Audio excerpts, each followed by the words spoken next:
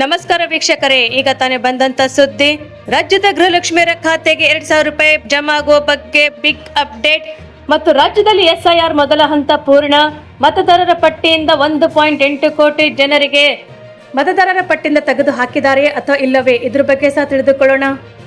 ಕನಿಷ್ಠ ವೇತನ ಪರಿಷ್ಕರಣೆ. ಹೌದು ವೀಕ್ಷಕರೇ, ರಾಜ್ಯ ಸರ್ಕಾರದ ಮಹತ್ವದ ಹೆಜ್ಜೆ ಎಂಬ ಮಾಹಿತಿ. ಮತ್ತು ಆಗಸ್ಟ್ ತಿಂಗಳಿನಲ್ಲಿ ಕರೆಂಟ್ ಬಿಲ್ಲಿನಲ್ಲಿ ಯಾವ ಪದ ಇಲ್ವಾ? ಹಾಗಾದ್ರೆ ಸೆಪ್ಟೆಂಬರ್ ನಿಂದ ಫ್ರೀ ಕರೆಂಟ್ ಕಟ್ ಆಗುವಂತ ಸಾಧ್ಯತೆ. ವೀಕ್ಷಕರೇ, ಪಿಎಂ ಕಿಸಾನ್ 24ನೇ ಕಂತಿನ 2,000 ರೂಪಾಯಿ ಖಾತೆಗೆ ಬರಬೇಕಾದರೆ ರೈತರು ಯಾವ ಕೆಲಸ ಮೊದಲು ಮಾಡಿಕೊಳ್ಳಬೇಕು? ಹಾಗಾದ್ರೆ ವೀಕ್ಷಕರೇ, ಈ ಎಲ್ಲ ಮಾಹಿತಿಗಳ ವಿವರಗಳನ್ನು ತಿಳಿಯುವ ಮುನ್ನ ತಾವು ನಮ್ಮ ಚಾನೆಲ್ಗೆ ಮೊದಲು ಬಾರಿ ಭೇಟಿ ನೀಡ್ತಾ ಇದ್ರೆ ದಯವಿಟ್ಟು ಸಬ್ಸ್ಕ್ರೈಬ್ ಮಾಡಿ, ಪಕ್ಕದಲ್ಲಿರುವಂತ ಬೆಲ್ ಅನ್ನು ಒತ್ತಿ ಹಾಗೂ ಲೈಕ್ ಮಾಡಿ. ಈ ಎಲ್ಲ ಮಾಹಿತಿಗಳ ವಿವರಗಳನ್ನು ತಿಳಿಯಬೇಕಾದ್ರೆ ದಯವಿಟ್ಟು ತಾವು ಸ್ಕಿಪ್ ಮಾಡದೆ ಈ ವಿಡಿಯೋವನ್ನು ಪೂರ್ತಿಯಾಗಿ ನೋಡಿ. ವೀಕ್ಷಕರೇ, ರಾಜ್ಯದ ಗೃಹಲಕ್ಷ್ಮಿ ಯೋಜನೆಯಡಿಯಲ್ಲಿ 32ನೇ ಕಂತಿನ ಹಣ 2,000 ರೂಪಾಯಿ ಬಿಡುಗಡೆ ಪ್ರಕ್ರಿಯೆ ಆರಂಭವಾಗಿದೆ ಎಂದು ಆಗಸ್ಟ್ 16ರಲ್ಲಿಯೇ ವರದಿ ತಿಳಿಸಲಾಗಿದೆ. ಅರ್ಹ ಫಲಾನುಭವಿಗಳ ಬ್ಯಾಂಕ್ ಖಾತೆಗೆ ಡಿಬಿಟಿ ಮೂಲಕ ಹಣ ಜಮಾ ಮಾಡಲಾಗುತ್ತಿದೆ. ಹೊಸದಾಗಿ ಗೃಹಲಕ್ಷ್ಮಿ ಯೋಜನೆಗೆ ಅರ್ಜಿ ಸಲ್ಲಿಸುವಂತ ಸಂದರ್ಭದಲ್ಲಿ ಮತದಾರರ ಪಟ್ಟಿಯಲ್ಲಿ ಹೆಸರು ಇದೆಯೇ ಮತ್ತು ಬ್ಯಾಂಕ್ ಖಾತೆ ಆಧಾರ್ಗೆ ನಿಮ್ಮ ಲಿಂಕ್ ಆಗಿದೆಯೇ ಎಂಬ ಮಾಹಿತಿ ಕೂಡ ಪರಿಶೀಲಿಸುವ ಬಗ್ಗೆ ಬದಲಾವಣೆ ತರಲು ಸರ್ಕಾರವು ಮುಂದಾಗಿದೆ ವೀಕ್ಷಕರೇ. ಮತ್ತು ಈ ಯೋಜನೆಯ ಹಣ ಪಾವತಿಯಲ್ಲಿ ಕೆಲವರಿಗೆ ವಿಳಂಬ ಅಥವಾ ಬಾಕಿ ಇರುವಂತಹ ಬಗ್ಗೆ ದೂರುಗಳು ಕೂಡ ಇನ್ನೂ ಇದ್ದು ಸರ್ಕಾರದ ಫಲಾನುಭವಿಗಳ ಮಾಹಿತಿ ಪ್ರಕಾರ ಪರಿಶೀಲನೆ ನಡೆಸಲಾಗಿದೆ. ಹಾಗಾದ್ರೆ ಗೃಹಲಕ್ಷ್ಮಿ ಯೋಜನೆಯಡಿಯಲ್ಲಿ 32ನೇ ಕಂತಿನ ಹಣ ಬಗ್ಗೆ ಹೊಸದಾದ ಮಾಹಿತಿ ಬಂದಿದೆ ವೀಕ್ಷಕರೇ. 32ನೇ ಕಂತಿನ ಹಣ 2,000 ರೂಪಾಯಿ ಬಿಡುಗಡೆ ಪ್ರಕ್ರಿಯೆ ನಡೆಯುತ್ತಿದೆ ಮತ್ತು ಕರ್ನಾಟಕ ಸರ್ಕಾರವು 32ನೇ ಕಂತಿಗಾಗಿ ಸುಮಾರು 2,443 ಕೋಟಿ ಹಣ ಬಿಡುಗಡೆ ಮಾಡಿರುವುದಾಗಿ ವರದಿಯಾಗಿದೆ. ಎಲ್ಲ ಫಲಾನುಭವಿಗಳಿಗೂ ಒಂದೇ ದಿನ ಹಣ ಬೀಳುವುದಿಲ್ಲ. ಹಂತ ಹಂತವಾಗಿ ಬ್ಯಾಂಕ್ ಖಾತೆಗೆ ಡಿಬಿಟಿ ಮೂಲಕ ಜಮಾ ಮಾಡಲಾಗುವುದು. ಮತ್ತು ನಿಮ್ಮ ಬ್ಯಾಂಕ್ ಖಾತೆಗೆ ಹಣ ಬಂದಿದೆಯೇ ಎಂಬ ಕರ್ನಾಟಕದ ಡಿಬಿಟಿ ಆಪ್ನಲ್ಲಿ ಪೇಮೆಂಟ್ ಸ್ಟೇಟಸ್ ನೀವು ನೋಡಬಹುದಾಗಿದೆ. ಕರ್ನಾಟಕದ ಮಹಿಳಾ ಮತ್ತು ಮಕ್ಕಳ ಅಭಿವೃದ್ಧಿ ಇಲಾಖೆಯು ಅಧಿಕೃತ ಮಾಹಿತಿ ಪ್ರಕಾರ ಅರ್ಹ ಫಲಾನುಭವಿಗಳಿಗೆ ಪ್ರತಿ ತಿಂಗಳು 2,000 ರೂಪಾಯಿ ನೀಡಲಾಗುತ್ತಿದೆ ಎಂದು ಸಹ ಎನ್ನಲಾಗುತ್ತದೆ. ವೀಕ್ಷಕರೇ, ಕರ್ನಾಟಕದಲ್ಲಿ ನಡೆಯುತ್ತಿರುವಂತಹ ವಿಶೇಷ ತೀವ್ರ ಮತದಾರರ ಪಟ್ಟಿ ಪರಿಷ್ಕರಣೆ ಅಂದ್ರೆ ಎಸ್ಐಆರ್ ಪ್ರಕ್ರಿಯೆ ಮೊದಲ ಹಂತವಾದಂತ ಮನೆ ಸಮೀಕ್ಷೆ ಮತ್ತು ಗಣತಿ ಕಾರ್ಯ ಪೂರ್ಣಗೊಂಡಿದೆ. ರಾಜ್ಯದಲ್ಲಿ ಒಟ್ಟು 5,54,32,314 ಗಣತಿ ನಮೂನೆಗಳನ್ನು ಹಂಚಿಕೆ ಮಾಡಲಾಗಿತ್ತು ಮತ್ತು ಈ ಪೈಕಿ 4,46,369 ನಮೂನೆಗಳನ್ನು ಸ್ವೀಕರಿಸಿ ಡಿಜಿಟಲೀಕರಣಗೊಂಡಿದೆ ಮತ್ತು 80.46% ಪ್ರಕ್ರಿಯೆ ಪೂರ್ಣಗೊಂಡಿದ್ದು, ಈ ಪರಿಷ್ಕರಣೆಯಲ್ಲಿ 1,08,31,945 ಮತದಾರರನ್ನು ಎಎಸ್ಡಿಡಿಒ ವರ್ಗದಲ್ಲಿ ಗುರುತಿಸಲಾಗಿದೆ ಮತ್ತು ರಾಜ್ಯದಲ್ಲಿ ಒಟ್ಟು ಮತದಾರರ ಸಂಖ್ಯೆಯ 19.54% ಎಂದು ಸಹ ಎನ್ನಲಾಗುತ್ತಿದೆ. ವೀಕ್ಷಕರೇ, ಎಎಸ್ಡಿಡಿಒ ಪಟ್ಟಿ ಸೇರ್ಪಡೆ ಆಗಿರುವುದರಿಂದ ಮತದಾರರ ಹೆಸರುಗಳನ್ನು ಅಂತಿಮವಾಗಿ ಮತದಾರರ ಪಟ್ಟಿಯಿಂದ ತೆಗೆದುಹಾಕಲಾಗಿದೆ ಎಂದರ್ಥ ಅಲ್ಲ. ಮುಂದಿನ ಹಂತಗಳಲ್ಲಿ ದಾಖಲೆಗಳ ಪರಿಶೀಲನೆ, ಹಕ್ಕು ಮತ್ತು ಆಕ್ಷೇಪಣೆಗಳ ಆಧಾರ ಮೇಲೆ ಅಂತಿಮ ನಿರ್ಧಾರ ಕೈಗೊಳ್ಳಲಾಗುತ್ತದೆ. ಎಎಸ್ಡಿಡಿಒ ಮಾರ್ಗದಲ್ಲಿ ಪತ್ತೆಯಾಗದ ಅಥವಾ ಗೈರು ಹಾಜರಾಗಿರುವವರ, ಶಾಶ್ವತವಾಗಿ ಬೇರೆ ಕಡೆ ಸ್ಥಳಾಂತರಗೊಂಡಿರುವವರು, ಮೃತಪಟ್ಟವರು, ಈಗಾಗಲೇ ದಾಖಲೆಯಲ್ಲಿ ಇರುವವರು ಅಥವಾ ಇತರರ ಕಾರಣಗಳಿಂದ ಪರಿಶೀಲನೆ ಅಗತ್ಯವಿರುವ ಮತದಾರರನ್ನು ಗುರುತಿಸಲಾಗುತ್ತಿದೆ. ಅಂಕಿಅಂಶಗಳ ಪ್ರಕಾರ 15,28,985 ಮಂದಿ ಪತ್ತೆಯಾಗದ ಅಥವಾ ಗೈರು ಹಾಜರಾಗಿರುವ ಮತದಾರರಿದ್ದಾರೆ. 65,61,607 ಮಂದಿ ಶಾಶ್ವತವಾಗಿ ಸ್ಥಳಾಂತರಗೊಂಡಿರುವುದಾಗಿ ಗುರುತಿಸಲ್ಪಟ್ಟಿದ್ದಾರೆ. 16,38,839 ಮಂದಿ ಮೃತಪಟ್ಟರ ಮತದಾರರ ಪಟ್ಟಿಗೆ ಸೇರಿದ್ದಾರೆ. ಹಾಗಾದ್ರೆ ಈಗಾಗಲೇ ದಾಖಲೆಯಲ್ಲಿರುವವರು 7,07,792 ಹಾಗೂ ಇತರ ಕಾರಣಗಳ ಅಡಿಯಲ್ಲಿ 3,94,772 ಮತದಾರರನ್ನು ಗುರುತಿಸಲಾಗಿದೆ. ಎಸ್ಐಆರ್ ಪ್ರಕ್ರಿಯೆಯಲ್ಲಿ ಮತದಾರರಿಗೆ ಆನ್ಲೈನ್ ಮೂಲಕವೂ ಕೂಡ ಎನ್ಯೂಮರೇಷನ್ ಫಾರ್ಮ್ ಸಲ್ಲಿಸಲು ಅವಕಾಶ ನೀಡಲಾಗಿತ್ತು. ಈ ಮೂಲಕ 7,11,712 ಫಾರ್ಮ್ಗಳನ್ನು ಸಲ್ಲಿಕೆ ಮಾಡಲಾಗಿದ್ದು ಮತ್ತು ಇದು ಒಟ್ಟಾರೆ ಮತದಾರರ 1.28% ಆಗಿದೆ ಎಂದು ಹೇಳಬಹುದು. ಮತ್ತು ಬೆಂಗಳೂರಿನಲ್ಲಿ ಕೂಡ ಗಣನೀಯವಾಗಿ ಪ್ರಮಾಣವನ್ನು ಮತದಾರರ ವಿವರಗಳನ್ನು ಕೂಡ ಡಿಜಿಟಲೀಕರಣ ಮಾಡಲಾಗಿದೆ. ನಗರ ವ್ಯಾಪ್ತಿಯ ಸುಮಾರು 1.8 ಕೋಟಿ ಮತದಾರರ ಪೈಕಿ 56.73 ಲಕ್ಷ ಮತದಾರರ ಮಾಹಿತಿಯನ್ನು ಡಿಜಿಟಲೀಕರಣಗೊಳಿಸಲಾಗಿದೆ ಮತ್ತು ಉಳಿದಂತಹ 47,15,188 ಮತದಾರರನ್ನು ಎಎಸ್ಡಿಡಿಒ ಮಾರ್ಗದಲ್ಲಿ ಗುರುತಿಸಲಾಗುತ್ತಿದೆ. ಆಗಸ್ಟ್ 24ರಂದು ಕರಡು ಮತದಾರರ ಪಟ್ಟಿ ಎಸ್ಐಆರ್ ಪ್ರಕ್ರಿಯೆ ಮುಂದಿನ ಮಹತ್ವದ ಹಂತವಾಗಿ ಆಗಸ್ಟ್ 24, 2026ರಂದು ಕರಡು ಮತದಾರರ ಪಟ್ಟಿಯನ್ನು ಪ್ರಕಟಿಸಲು ವೇಳಾಪಟ್ಟಿ ನಿಗದಿಯಾಗಿದೆ. ಕರಡು ಪಟ್ಟಿ ಪ್ರಕಟವಾದ ನಂತರ ಮತದಾರರು ತಮ್ಮ ಹೆಸರು, ವಿಳಾಸ ಹಾಗೂ ಇತರ ವಿವರಗಳನ್ನು ಪರಿಶೀಲಿಸಬಹುದು. ಪಟ್ಟಿಯಲ್ಲಿ ಹೆಸರು ಕಾಣಿಸದಿದ್ದರೆ ಅಥವಾ ಯಾವುದೇ ಮಾಹಿತಿ ತಪ್ಪಾಗಿ ದಾಖಲೆಯಾಗಿದ್ದರೆ ನಿಗದಿತ ಅವಧಿಯಲ್ಲಿ ಹಕ್ಕು ಅಥವಾ ಆಕ್ಷೇಪಣೆ ಸಲ್ಲಿಸಲು ಅವಕಾಶವಿದೆ ಮತ್ತು ಈ ಪ್ರಕ್ರಿಯೆ ಸೆಪ್ಟೆಂಬರ್ 23ರವರೆಗೆ ನಡೆಯಲಿದ್ದು, ಸಲ್ಲಿಕೆಯಾಗುವ ಹಕ್ಕು ಆಕ್ಷೇಪಣೆಗಳ ಪರಿಶೀಲನೆ ಮತ್ತು ಅಕ್ಟೋಬರ್ 22ರವರೆಗೆ ವಿಲೇವಾರಿ ಮಾಡುವಂತಹ ಪ್ರಕ್ರಿಯೆ ನಡೆಯಲಿದೆ. ಅಂತಿಮ ಮತದಾರರ ಪಟ್ಟಿಯನ್ನು ಅಕ್ಟೋಬರ್ 10, 2026ರಂದು ಪ್ರಕಟಿಸಲು ವೇಳಾಪಟ್ಟಿಯಲ್ಲಿ ಉಲ್ಲೇಖಿಸಲಾಗಿದೆ. ಹೀಗಾಗಿ ಎಎಸ್ಡಿಡಿಒ ಪಟ್ಟಿಯಲ್ಲಿ ಹೆಸರು ಕಂಡು ಬಂದಿರುವ ಮತದಾರರು ಆತಂಕ ಪಡುವಂತ ಅಗತ್ಯವಿಲ್ಲ. ಕರಡು ಪಟ್ಟಿ ಪ್ರಕಟವಾದ ಬಳಿಕ ತಮ್ಮ ಹೆಸರು ಮತ್ತು ವಿವರಗಳನ್ನು ಪರಿಶೀಲಿಸಿ ಅಗತ್ಯವಿದ್ದರೆ ನಿಯಮಾನುಸಾರ ಹಕ್ಕು ಅಥವಾ ಆಕ್ಷೇಪಣೆ ಸಲ್ಲಿಸುವುದು ಮುಖ್ಯವಾಗಿರುತ್ತದೆ. ವೀಕ್ಷಕರೇ, ಮುಖ್ಯ ಅಂಕಿಅಂಶಗಳೆಂದರೆ ರಾಜ್ಯದಲ್ಲಿ ಒಟ್ಟು 5,54,32,314 ಗಣತಿ ನಮೂನೆಗಳನ್ನು ಹಂಚಿಕೆ ಮಾಡಲಾಗಿದ್ದು 4,46,369 ನಮೂನೆಗಳನ್ನು ಸ್ವೀಕರಿಸಲಾಗಿದೆ ಮತ್ತು 1,08,31,945 ಮತದಾರರನ್ನು ಎಎಸ್ಡಿಡಿಒ ಮಾರ್ಗದಲ್ಲಿ ಗುರುತಿಸಲಾಗಿದೆ ಮತ್ತು ಇದರಲ್ಲಿ ಪತ್ತೆಯಾಗದ ಅಥವಾ ಗೈರು ಹಾಜರಾಗಿರುವರು 15,28,985, ಶಾಶ್ವತವಾಗಿ ಸ್ಥಳಾಂತರಗೊಂಡಿರುವರು 65,61,607 ಮೃತಪಟ್ಟವರು ಮತ್ತು 16,38,839 ಈಗಾಗಲೇ ದಾಖಲೆಯಲ್ಲಿ ಇರುವವರು ಮತ್ತು 7,07,792 ಹಾಗೂ ಇತರ ವರ್ಗದವರು 3,94,722 ಮಂದಿ ಇದ್ದಾರೆ ಎಂದು ಸಹ ಎನ್ನಲಾಗುತ್ತಿದೆ.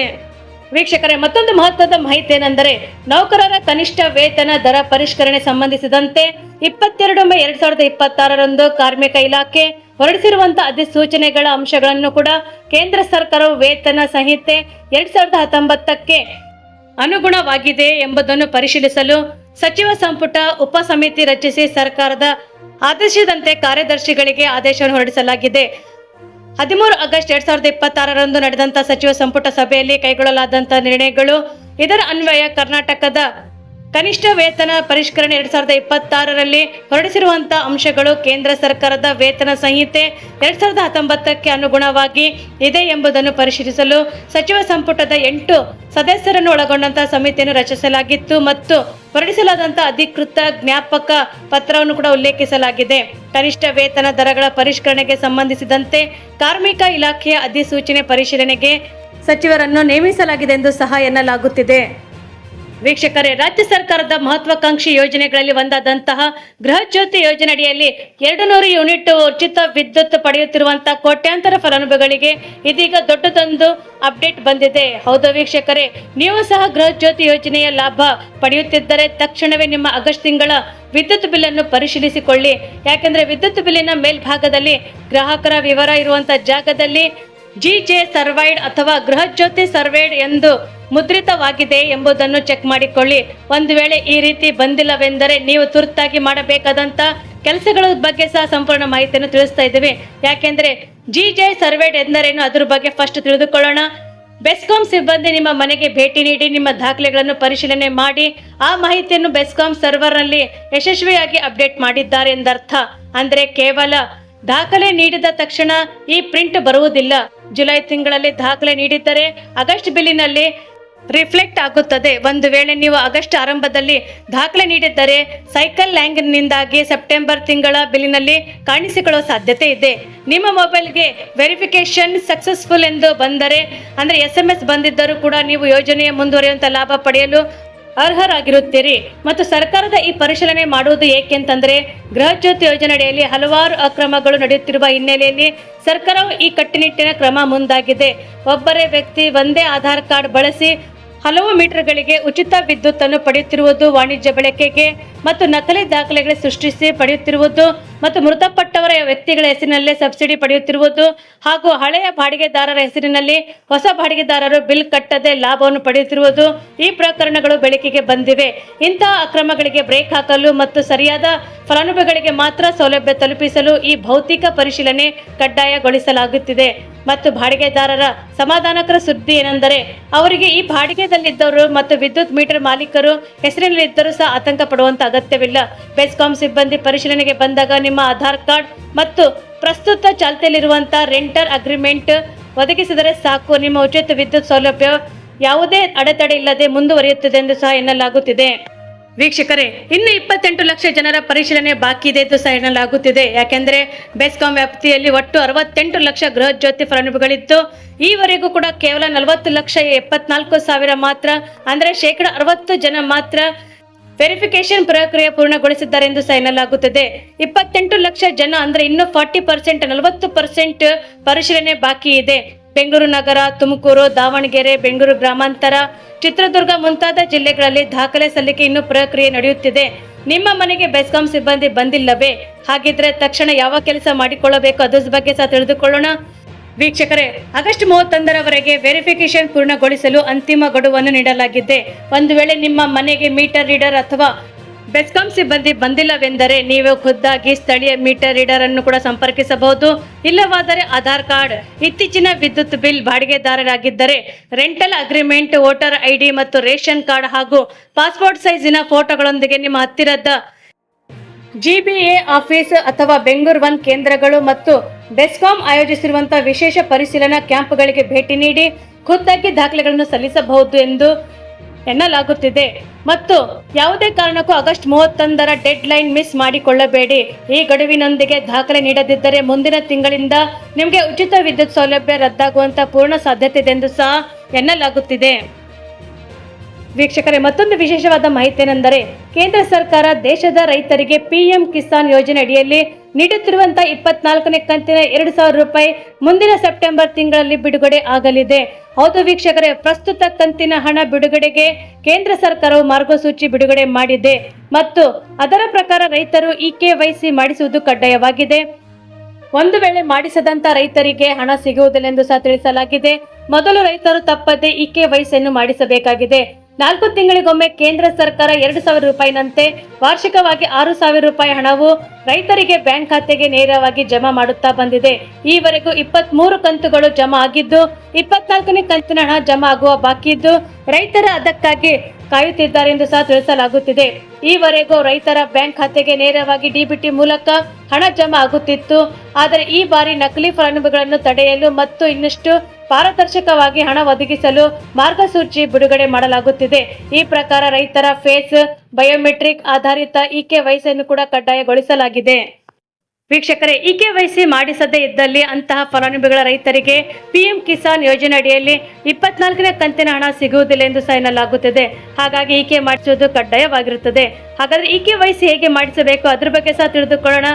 ರೈತರು ಈ ಕೂಡಲೇ ತಮ್ಮ ಹತ್ತಿರದ ಬೆಂಗಳೂರು, ಕರ್ನಾಟಕ 1 ಸೇರಿದಂತೆ ಸೇವಾ ಕೇಂದ್ರಗಳಲ್ಲಿ EKYC ಮಾಡಿಸಿಕೊಳ್ಳಿ ಅಥವಾ PM ಕಿಸಾನ್ ಮೊಬೈಲ್ ಅಪ್ಲಿಕೇಶನ್ ನಲ್ಲಿ ಲಾಗಿನ್ ಮಾಡಿ ಮತ್ತು ನೀವು EKYC ಅನ್ನು ಕೂಡ ಮಾಡಿಕೊಳ್ಳಬಹುದು. ಈ ವೇಳೆ ನಿಮ್ಮ ಬೆರಳಚ್ಚು ನೀಡುವುದು ಕೊಂಚ ಸಮಸ್ಯೆ ಕೂಡ ಆಗಬಹುದು. ಹಾಗಾಗಿ ಕರ್ನಾಟಕದಲ್ಲಿ ಒಟ್ಟು 41.54 ಲಕ್ಷ PM ಕಿಸಾನ್ ಫಲಾನುಭವಿಗಳಿದ್ದಾರೆ ಮತ್ತು ರಾಜ್ಯದಲ್ಲಿ EKYC ಪ್ರಕ್ರಿಯೆ ನಡೆಯುತ್ತಿದೆ. ರೈತರು ತಪ್ಪದೆ EKYC ವಿವರಗಳನ್ನು ಪೂರ್ಣಗೊಳಿಸುವಂತೆ ಸೂಚನೆ ನೀಡಲಾಗಿದೆ ಮತ್ತು ಕೇಂದ್ರ ಸರ್ಕಾರ ಅರ್ಹ ಫಲಾನುಭವಿಗಳಿಗೆ ಹಣ ಬಿಡುಗಡೆಗೆ ಎಲ್ಲ ರೀತಿಯ ತಯಾರಿ ಮಾಡಿಕೊಂಡಿದೆ ಎಂದು ಸಹ ಎನ್ನಲಾಗುತ್ತಿದೆ. ವೀಕ್ಷಕರೇ, ತಾವು ನಮ್ಮ ಈ ವಿಡಿಯೋ ಮೊದಲು ಬಾರಿಗೆ ನೋಡುತ್ತಿದ್ರೆ ದಯವಿಟ್ಟು ಸಬ್ಸ್ಕ್ರೈಬ್ ಮಾಡಿ, ಪಕ್ಕದಲ್ಲಿರುವಂತೆ ಬೆಲ್ ಅನ್ನು ಒತ್ತಿ ಹಾಗೂ ಲೈಕ್ ಮಾಡಿ. ನಿಮ್ಮ ಸಲಹೆ ಮತ್ತು ಸೂಚನೆಗಳನ್ನು ದಯವಿಟ್ಟು ನಮಗೆ ಕಮೆಂಟ್ ಬಾಕ್ಸ್ ಅಲ್ಲಿ ತಿಳಿಸಿ ಮತ್ತು ತಪ್ಪದೇ ನಿಮ್ಮ ಊರನ್ನು ಕೂಡ ಮೆನ್ಷನ್ ಮಾಡಿ. ಯಾಕೆಂದ್ರೆ ಮುಂದಿನ ಮಾಹಿತಿಗಳನ್ನು ಅಪ್ಡೇಟ್ ಮಾಡಲು ನಮಗೆ ಅನುಕೂಲವಾಗುತ್ತದೆ. ಮತ್ತು ನಮ್ಮ ವಿಡಿಯೋ ತಾವು ಪೂರ್ತಿಯಾಗಿ ನೋಡಿದ್ದಕ್ಕೆ ತಮಗೆ ಧನ್ಯವಾದಗಳು.